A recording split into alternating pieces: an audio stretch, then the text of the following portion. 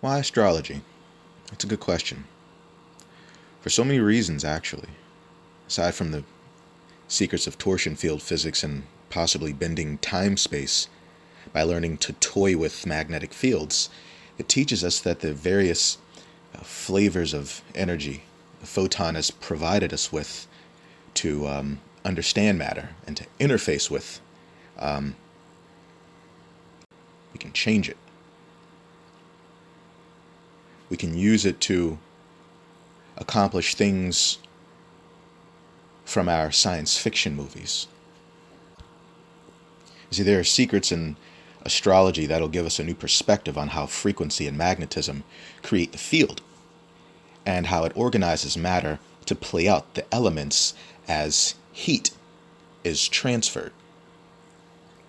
But it also teaches us about cosmic forces in the celestial equation.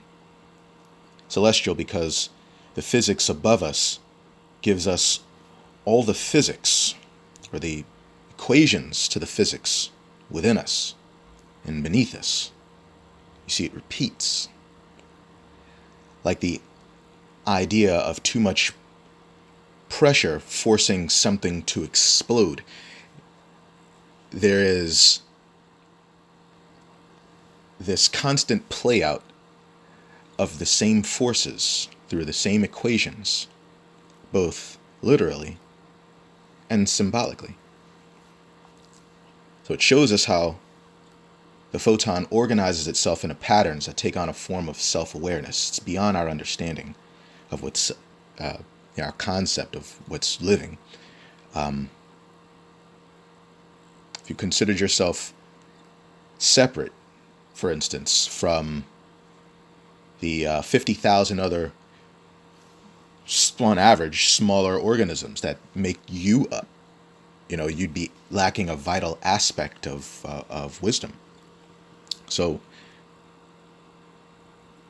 must come to understand frequency and energies, because in reality, that's all we are. And we're motivated by magnetism. And the luminaries they're like a battery system, like a cosmic battery system, or a system where energy has organized itself into a pattern of electrical flow that has given us the physics that governs all other, battery systems. If you build a battery system, it's going to, it takes a general shape that is ideal for the flow of energy from the positive to the negative aspect of its source, like a DC battery. And you have energy coming out the top, the positive end, flowing to the negative. It's a form that is given movement to the current, movement to the energy, in the form of intent, really, desire, archetypal desire, which we see to be magnetism, which it is, but it's all the same to the photon. So these luminaries are effectively the organizers. They govern, in a sense, and whether deliberate or indeliberate, whether they were just mathematically or geometrically, what energy was doing as it organized itself by torsion into these bodies and took on a rhythm that kept itself in a form of homeostasis through alternating current. So you have this electrical circuit, and it functions sort of like an engine for consciousness. It moves it to and fro. Like, you see, the sun and the moon are like the engine for consciousness. You have the projective, the sun, and the reflective aspects of consciousness. And then, the reflective being the moon, the projective being the sun. That's what light is doing through them. Archetypally, symbolically, and literally. Higher and lower dimensions. On some higher dimensions, in the dimensions of imagination, for instance, it's organizing in a way that will mathematically make sense in the dimensions of the levels beneath it. excuse me. So Earth is where it sort of all plays out, because Earth is where light is capable of organizing, into a form of homeostatic pressure, where it's capable of rebalancing itself so that life can assume various different forms and take on all of the shapes that heaven is trying to create with its frequencies. So it's also where creation gives birth in a sort of beautiful manner. It's where it's capable of creating the snowflake, creating the elements that make up the various molecules and the different proteins and stuff, and the cells in our body. They look different ways, and they're composed of matter organizing itself according to different laws, different rules, so that they can all come together as a cohesive whole and keep your corporate form running in another form of homeostasis. That's all, encoded, excuse me, in the power of the number 5. There's a quality of the number 5 which is based on quintessence, where the 4 elements come together, and through their harmony, a 5th element comes into focus. So then you have where Mercury is archetypally air and governs the flow of data exchange between the elements, or provides the vessel, it provides the medium or the flow of force, so that it can carry the instructions of force through the vicissitudes of the elements, so that they can eventually find rest in matter as a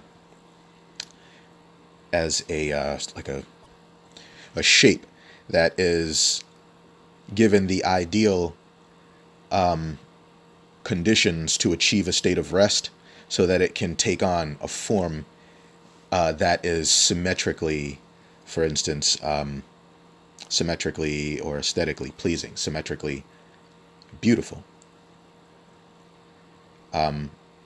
Which is why Earth, Gaia being feminine, she's a form, and there are aspects of her that correspond to Venus, who is the archetypal principle of beauty and symmetry. But that's later and for, mystery school stuff.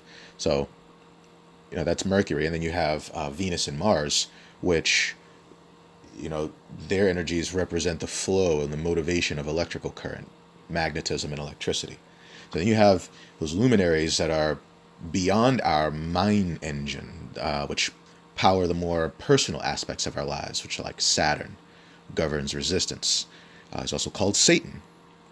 Satan, the rebellious one who slows the flow of light, or his vibrational equivocal, higher vibrational aspect of him being the darkness. On the chart, the natal chart, you see him as Capricorn, the scapegoat. And so if you divide that in half, you have Leo, which represents 12 noon, the position of the sun, when it's at its highest vibration or its highest power, like in the sun cycle, the highest solar cycle. What is it? Summer.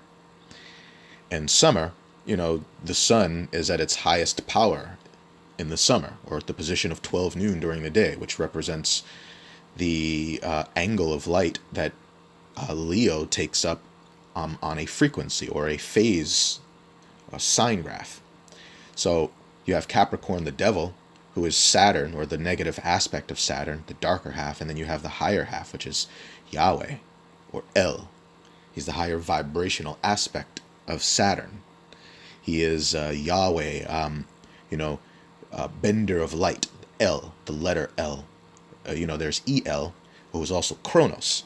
See, he restricts the flow of light. He, by him, he creates law.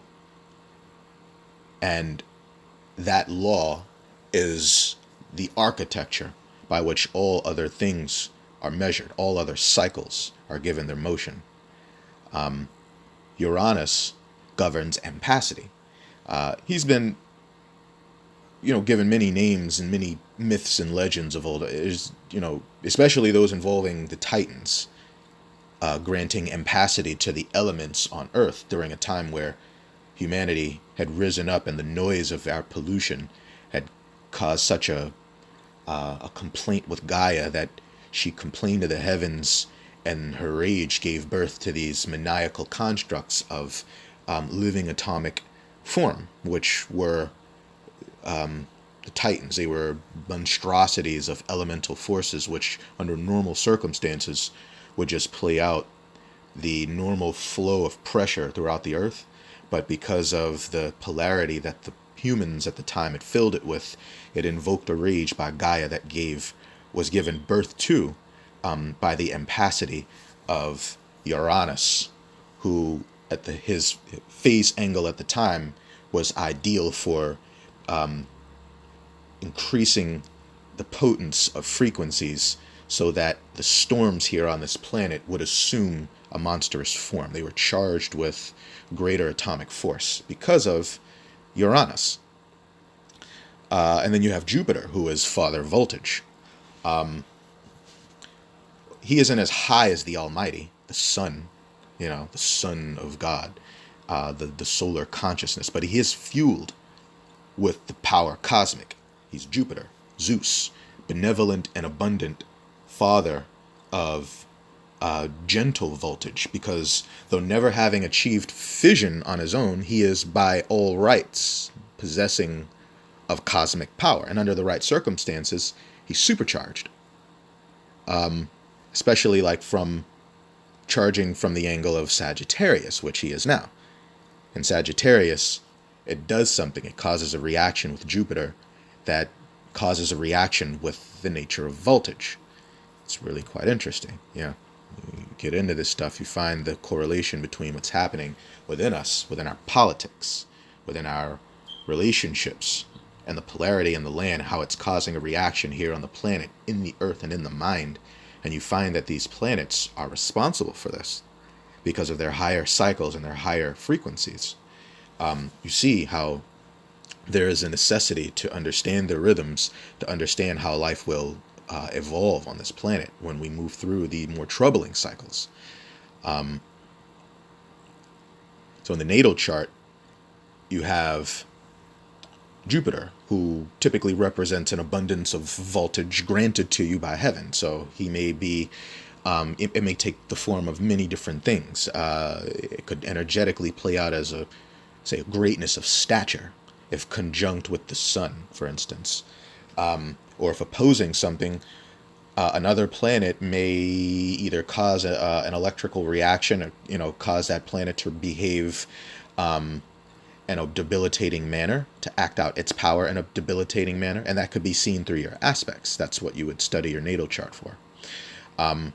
Or it could be, for instance, having the brilliance of talent. It could be conjunct Mercury, or occupying a space where it naturally grants you a house in your natal chart that is associated with talent, or speaking, or running, or doing something people find interesting, which you could market, for instance, or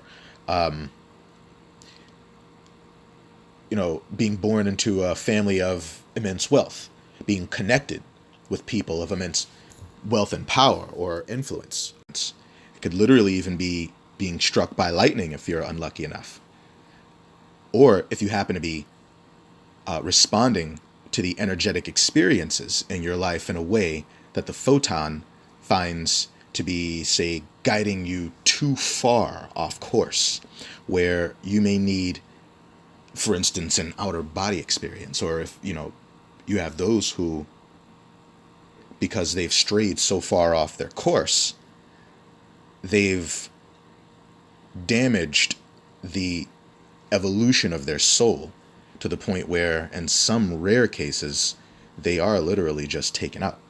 If they encountered a fated encounter and went left as opposed to right, and totally threw they themselves and everyone else in that timeline off, I'd imagine there are rare circumstances when someone violated, or due to someone else's negligence, there were souls whose lives were thrown so far off course that they needed to be repurposed.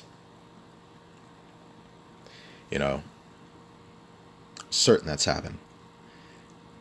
But an outer body experience usually knocks a person back on course. You get that. And that may be a function of, say, Jupiter and Pisces, or Jupiter in Pisces. Jupiter aspecting another planet that's in Pisces at a rare moment where the conditions are right, and that's what came about by path of least resistance. A lightning bolt struck you. Now you're back on course, because now you know God is real and you're ready to devote your life. So then you have, like in the natal chart, women usually know Jupiter as the dominant one, who is her provider, not Mars, the boyfriend, who is, well, typically her lover, the one who's magnetically attracting her by diametric opposition or through polarity. This is Jupiter, typically the man who she is fed with by infinite love, a force of power who's become her rock and her provider, her sustenance, whereby she's able to directly draw upon the primordial creative force, voltage itself. It's like a motor powered by a permanent magnet. Men know him by the physics of voltage and the potential for building civilization, the extended capacity for the assertion of force, not necessarily by the use of it, but having a monopoly on it. He's the bomb, the A-bomb, Big Daddy, who is going to just come in and set matters right. He's God. El. He may also be the wise and generous, benevolent sage Merlin, the spirit of wisdom, or the bestower of life force, in the form of could even be the form of an immense trove of wealth, or even an extremely high-paying job. It's the idea that a man with a strong Jupiter affinity in his chart has taken on the aspect of Jupiter, most likely for other people. And for himself, he is the source of abundance, needing no other. But having a strong Jupiter affinity would place him in the position of acting out Jupiter on the planet for the benefit of other people. You see, all the photon needs is for us to create the geometry and the elemental conditions for it to build, to manifest the matter, move it into motion to create what we intend. But why astrology? Really? Because I think if we were to follow divine timing, we would collectively function as cells in a body, attuned to the rhythm of God. And our lives would play out like stories in a fantasy, according to the math of heaven, through atomic cycles, natural atomic cycles, and the geometry that builds the planar connections for force and form to dance through, and all the way down to our cellular structure would the original flow of the divine circuit receive the message unimpeded. And that harmonic resonance of force and force and form would produce a literal symbolic golden quality of circumstances within our lives, within our bodies, within the world, within our technology, because aligned with the archetypes perfectly do we receive their messages intuitively, like still water, like receivers. We're guided by them divinely. Remember that this dance of force and form is simply the play out of an action as an event in time, whether deliberate or indeliberate. See, action creates time. It sets it in motion. It is the process of particles being set into motion, which becomes time. These particles, they are self-aware. They become self-aware aspects of the singularity, which is consciousness incarnate. And they experience themselves in motion in a state of quantum superposition. But because of the fractal nature of this matrix, these forces translate to frequency patterns that have quantum effects in the general field from top to bottom. See, we only notice what logically plays out through the elements within our field of awareness, just as the photon does, which is why it uses itself to build. But the most immutable of all actions are those played out by the luminaries in this system. See, as the photon, the aspect of the Most High, is self-aware, they are bodies representing the geometry of heaven, given mass by the truth of torsion, and given life by the photon, acting as living mechanisms of higher law to stir matter toward harmony through constant unrest. Only by the matrix is matter capable of assuming homeostasis and receiving instructions for life. There's this delta pattern within it's built into physics through the assumption of force. You see, we're microcosms of the original creator, given a form that's most suited to build matter and to reorganize it into more deliberate but beautiful structures that are both divine and respectful of both the light and the dark, because this is the nature of cycles. In that division, there is perfection. It achieves a state of perfection. With that in mind, the world would no longer retain its three-dimensional illusion, but reveal the nature of the energies flowing and manifesting through it, the archetypes. The knowledge of that is a gateway to understanding what the photon is really capable of and what we're capable of through spiritual technology. So one recent breakthrough in this spiritual technology advancement is the emergence of a class of people we were foretold would arrive, strangely, during a time of darkness and disillusionment, when people were disenfranchised with their churches and the behavior of their priests. It described a time where the people wouldn't know where to turn.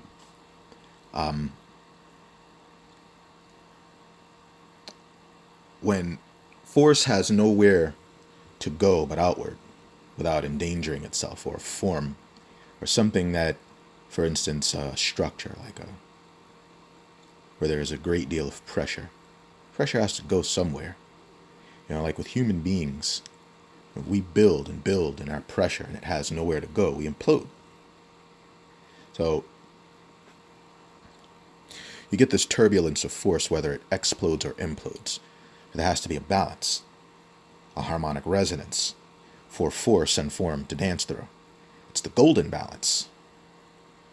That's when force yields to form. There's a perfect balance or harmony where magic happens. Anyway, the point is, these people were supposed to arrive, and you have many religions who've been pointing to the skies, right? Searching for the Messiah, pointing to where they're supposed to find the Messiah waiting, or coming, bursting forth from the clouds with the truth and the light and the new way. And it's supposed to happen during a time when the truth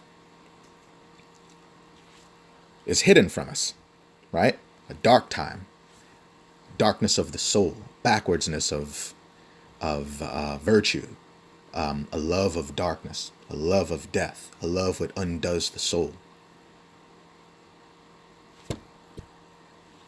See, but the truth is, the entire time, we were never separated from God. And that what was being hidden from us. So, but now revealed, it would invalidate the claims of each of these churches, pointing to the skies for the Messiah, because the prophets understood the law of correspondences and spoke in those parables, and they said that the Messiah would come in the clouds, which was a veiled reference to the quality of air. You see, what was veiled was that clouds were a reference to air, and they did this deliberately because they understood that there would be no understanding of the law of correspondences, perhaps veiled by the language, and because of the old languages, they had innate access to correspondences, which is why it's extremely difficult to give a translation of the scriptures using the languages of now. But the quality of air refers to the intellect, and I covered that in a previous video. Air is of the mind. It's the intellect. It's what particles are doing rather, when they are acting out awareness in a state of sort of scattered subjectivism. And that's a really basic explanation.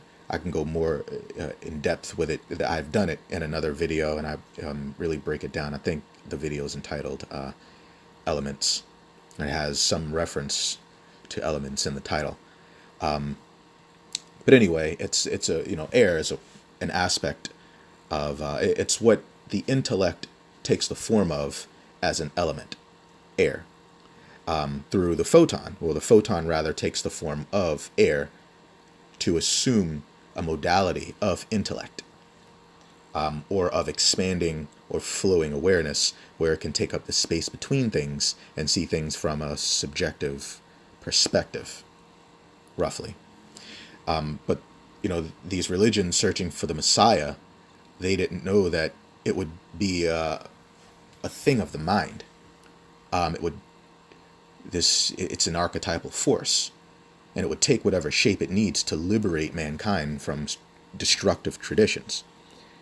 So one of the first manifestations of this force, you had the American Revolution. You've had all sorts of revolutions, but it's come in crescendo in the form of revolution. And now we're on the verge of multiple revolutions converging as one at a time where we are most susceptible to doom. You had the LGBTQ movement, and then there's feminism, libertarianism, constitutionalists, socialism, all these isms, all rooted in genuine cause, with a genuine spirit of rebellion, of sacred rebellion, legitimate rebellion from tyranny, but then hijacked by masters of the use of occult force, who inherited the wisdom of the ages and sought to suppress the collective mind of God through it. So they knew by as below, so above, they could keep the body of God made flesh at rest by whispering it to sleep and siphoning off its power. So again, why astrology? Well, because it explains everything. There's a tapestry to it all, weaved by the flowing atomic geometry of heaven. But it also gives us a gauge and a barometer for what's happening in the world. See, the prophets were astrologers. By understanding astrology, by understanding archetypes, math, and the position of the luminaries, thousands of years in advance, they were able to see the architecture and the cosmic materials available at precise times, and they knew the equivalent of their energetic potentials. They knew that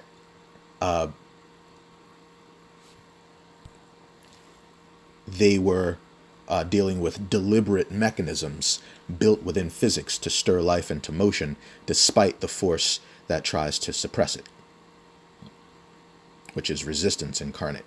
So whenever you have force or motion, you naturally have resistance. It's required for evolution. So force is always challenged so that it can either be brought to a state of rest, or it can transcend that which restricts or binds it by intensifying. And so consciousness must intensify to overcome the restriction of darkness. So we have a situation now where the mind has revolted. We have all these isms. We have religion dying. And so where do people turn? They notice the arrival of this strange group of individuals who bear the gift of giving speech to energies that they've trained themselves to become receptive to. This speech is accomplished by the tarot. It's the gift to understand and to translate. The tarot is the gift of tongues, because tongues was a message that transcended the barriers of intellect. It's a language of the subconscious. and the language of the spirit. It's the language that we see in our dreams. So remember that we created a world based on what the photon understands that we believe collectively is possible. But the physics are there to create anything. And oddly, the stronger the vibration of light in a field, the more intensified it becomes, the more focused it becomes, the more self-aware it becomes. What stands in the way is the restriction of polarity. So we let it play out through our actions, but now that the heavens have ordered the increase of ampacity, all polarity, all, people whose perspectives have engaged them or forced them to engage one another by way of magnetic fields or polarity, they will all be forced to reconcile with what they've projected as their shadow, until there is a perfect flow of polarity and no opposition between them. It's going to force us to find a medium, or to find peace, or to find doom. And so these tarot card readers, who've all been mobilized from nowhere, motivated by the spirit of truth, motivated by their own stories, their own pain, motivated by their own strangeness, by forces that only really they and those like them understand. Motivated by love and this, what once upon a time was your corner store, or you're driving down the highway and you see the psychic shop, come in for your palm reading, your tarot card reading. That has turned into something new. It has taken on a cohesive form and given mobility and cohesion by the archetype of Aquarius, the new focus of consciousness, archetype of expansion in the new age. You've heard you have those songs. This is the dawning of the age of Aquarius. That is based on the idea that we live in an age where the solar messiah, the archetype of consciousness, the sun incarnate, or the sun being the manifest form thereof, has taken on this frequency, this new phase in its evolution, which is Aquarius. And, when you get into correspondences, you find out all the things that Aquarius is responsible for in the building of the body, in the building of the matrix, the building of matter. It's responsible for the nervous system, gives us the internet. It's the archetype of reason and of intellect. But the water bearer, as it's represented by, networked communication, providing for the perfect flow of current or of flowing water, voltage, electricity, life force. Aquarius represents the archetype of the new Messiah, or of the next stage of evolution for consciousness, the new focus, the new way forward. And it'll accomplish this by whatever means it needs to. It'll create dichotomies to force us into war with each other to move this thing forward, so that we can come face to face with a void of conditions, or rather a void of comfort, where the conditions for humanitarianism and communication are necessary for growth. That's how it works, by desire. Creates the conditions, and that sets forth consciousness to be motivated forward to accomplish it through the rebalancing and the recalibration of the elements as they play out, force and form. So all that's really standing in the way is our perspective of how that future is supposed to look. But all things are possible. And I wanted to mention a little more about these tarot card readers because they're important. They're important for the future. And they all, like I said, they came out of nowhere, relatively all at the same time, right? Giving their services away for free, usually, most of them. But those drawn to their message were considered the first fruits of the collective body, who emerged from the illusions of the church and braved the path to find answers that aren't typically found in books. So they went within, and it guided them to seek spirituality as a genuine approach to life, with the basic lessons of goodness in mind. They were rooted, not only in biblical understanding, but in parables of 1,000 wisdom teachings. Those who delve deeper open themselves up to the truth of astrology, and by knowing the basics of their energetic anatomy, as seen through astrology, through the lessons in astrology, and found in their natal chart, they found these tarot card readers waiting with their messages, which were directed from the archetypes themselves, because they can be found speaking general messages for those who seek deeper wisdom, higher perspective, and unique answers to their questions. These tarot card readers would speak to the archetypes we represent, and also to us through the archetypes we energetically embody, always with messages directed from the spirit to guide humanity back in higher time. And when folks tune into these YouTube tarot card readers, that they find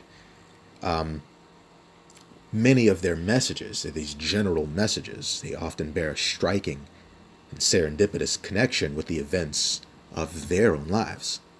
See, many find it incredibly disturbing to tune into someone's random tarot card reading for, say, Scorpio, for November 2018, and then they find this random tarot card reader whose face sometimes they may not even see, speaking about things happening in their own lives and being accurate, sometimes being a bit inaccurate, trying to explain how the forces are coming together. They have to weave a tapestry to explain how the forces are playing out, and they may play out through people, or through circumstances or events, or even through events happening in politics. There's an art to reading. So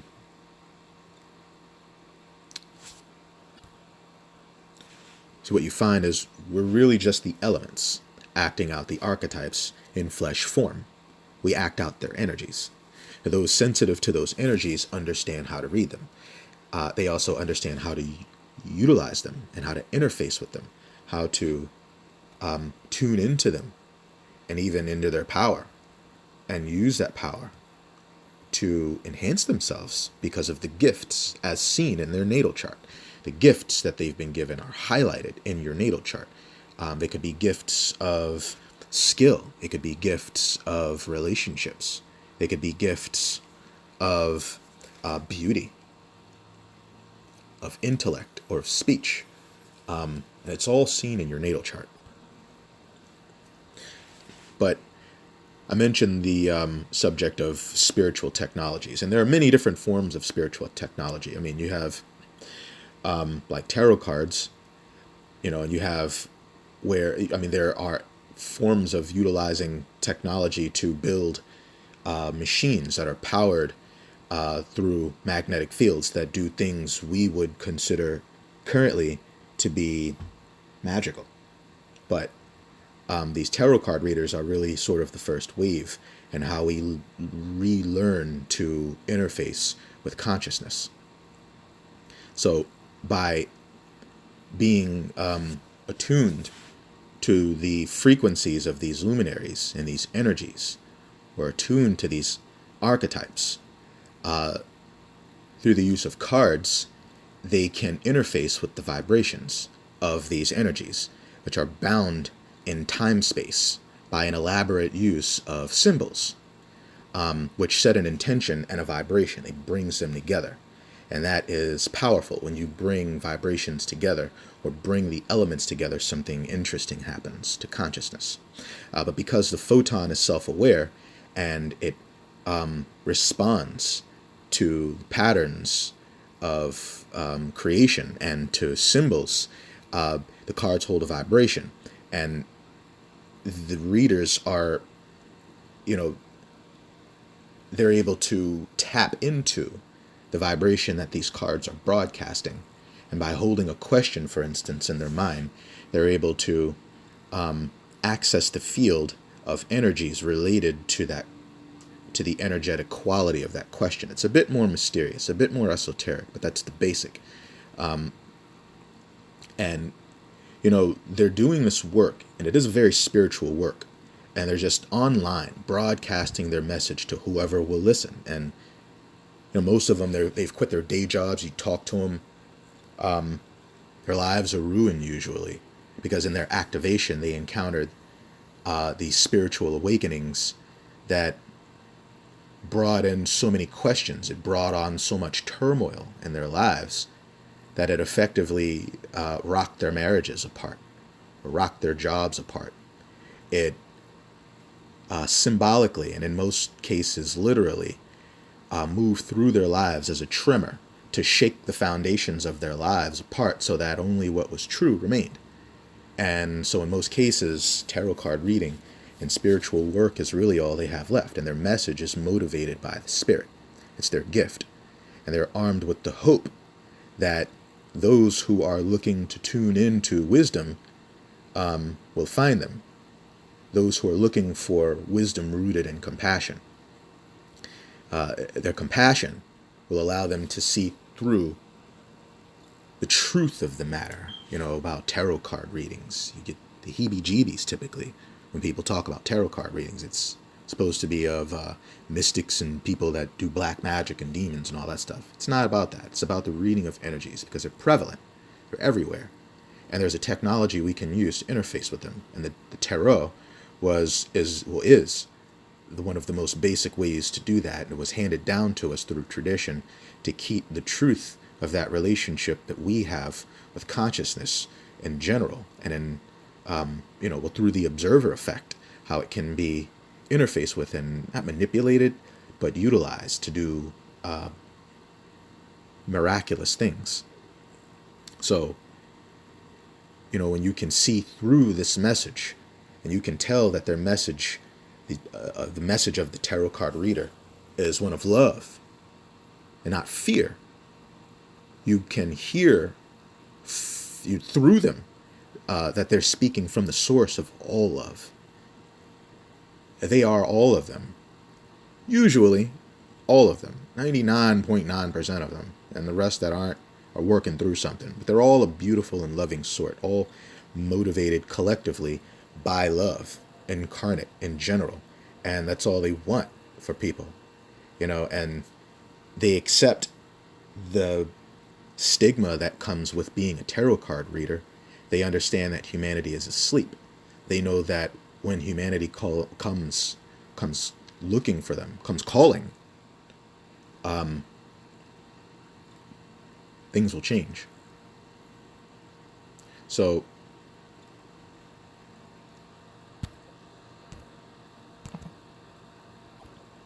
these people are very old souls, very, very old spirits, chosen to come into this life to walk in hardship, usually in poverty, or lose everything, so they could experience a turbulence of water, or turbulence of emotion that would baptize them. Being inundated by water, or inundated by emotion, would crack their hearts open and teach them compassion, the type of compassion that comes with a deep perspective and an introspective view of the world, of relationships, so that they could learn how we're supposed to love one another and then teach the rest of us from their stories. They're the guides who walk with us through the storm. See, each of us has a storm we face, and will become faced with very soon because of the quickening, this increase in the potence of light, which will increase the awareness of people. As light is slowed, awareness will be slowed. People will be forced to focus on things that they were once able to sort of speed by and not pay attention to. Everything will come into focus, so we'll be forced to pay attention to everything. So what once hid in the darkness will now be forced to come into the light of awareness for scrutiny. And because of that, we'll have judgment. And it's happening on a quantum level. So it's happening in our politics and our religion. It's happening within us. People are even looking at themselves like, who am I? What am I? Am I happy? Do I love myself? Do I love myself enough? That's the common thing now. There's people trying to find a proper understanding of self-love. But these tarot card readers are there to guide those like that, like us, through it. You see, the light works through them. And when you become more self-aware, the light within you becomes more self-aware. And it works through you to increase itself by increasing the awareness of others. We become vessels for light. So these card readers, they give of their time freely. And they do so on a monthly, usually, bi-monthly basis, even a weekly basis, usually, sometimes. Giving freely of their time. So they can be found usually with a simple YouTube search for the month. My birthday, it makes me an Aries, so I would search Aries, December 2018. And then click on a random reading, because you would energetically find, by vibration, that reader usually that you resonate with, or that resonates with you. Your energies would find one another. It's all very hyperdimensional. And you'd listen to this reader, and they would speak some of your life story. If you could use your creativity, you would find that in cases where they tend to be wrong or get the story inaccurate, it's typically because they're trying to read the energies, but they're rearranging the pattern, and they're not understanding whether it's you who's the doer and the other person is the receiver, or vice versa. Because when energies come together, in most cases, you need a personal reading to understand how it applies to your life personally. But these people, they were referenced in the Bible as a slave class. I think it's like the John class. They bear this message from the spirit of the photon, or the spirit of creation, the spirit of the source. And motivated by love and the sadness of their own stories, as they burned out the inauthenticity from their own lives, eventually they found peace and harmony with the divine, and through divine timing, and with abundance, and through an abundance of clarity, an advanced knowing of the play out of the events of their lives. They were armed with their own personal truth. And with that understanding, they were given an aspect of wisdom that comes with that of a viewpoint of a higher dimensional plane of perspective. They know that wisdom is built within them, and faith renewed in the divine, they were spiritually rehabilitated. And over time, they get that, tarot card reading or not, they, being those who originally went to these readers, now rehabilitated and armed with the power to access the wisdom of the spirit on their own. Excuse me. Many of them, these people, they become tarot card readers on their own, or they learn to follow divine timing, learning astrology. They learn to tune into the wisdom of spirit. In many cases, even just being still, tuning into the energy. Some of them by bones. It's all a very subconscious thing, and the technology can come in any way that we find creative, because it's really all the photon, the aspect of awareness itself that is finding its way to us. through magnetism when we engage it. And there are many scriptures that relate to God taking a step to you as you take a step toward him. And it's all embedded in the physics of consciousness. And as we become more aware of that world, we'll learn to tune into that energy, that inner world of the inner mind, with practices that allow us to manifest through the inner world, the product of our dreams. See, the world of the reflective nature is, or the projective nature is man. The world of the reflective nature is the world of his woman, or the world of woman, her projective nature, and of the divine feminine aspect of the greater mind.